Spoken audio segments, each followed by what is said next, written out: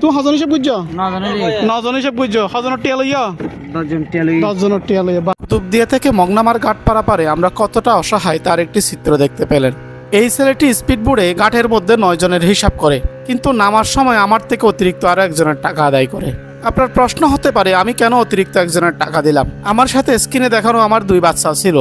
ঘাটে ওঠার সময় আমি তাদেরকে বলেছি আমি একজনের টাকা দিতে পারবো এবং ওদের উপলক্ষে অতিরিক্ত কিছু টাকা দেব। সেই অনুসারে উপরে ঘাটের মধ্যে 9 জন যাত্রীর হিসাব দেয় সে, এবং শিওর হওয়ার জন্য বুটটাকে ঘুরিয়ে আবার নিয়ে এসে তাদেরকে গুনতে দেয়। কিন্তু আমি নামার সময় আমি যখন বড় টাকা দিই সেখান থেকে 2 জনের টাকা সে কেটে রাখে। আমি তাকে কোনো রকম প্রতিবাদ করার সাহস পাইনি। তাদের সাথে প্রতিবাদ করলে যে কোনো সময় হেনস্থা হওয়ার সম্ভাবনা রয়েছে। এমন ঘটনা আমাদের সাথে প্রতিনিয়ত ঘটে। ভিউয়ার্স, নিশ্চয়ই বুঝতে পারছেন এতটুকু বাচ্চার কাছে আমরা কতটুকু অসহায় হলে এভাবে টাকা দিয়ে চলে আসি। শুধু আমি নয়, আজকেও একজন যাত্রী এভাবে তাদের কাছে হেনস্থার শিকার হয়েছে, এমনকি তাকে মারধর করা হয়েছে। জানি না কুতুবদিয়ার মানুষের কষ্টগুলো কবে শেষ হবে। এটি 15-10-25 সালের বুধবারের একটি ঘটনা। সম্পূর্ণ বিষয়টি জানুন তার মুখ থেকে।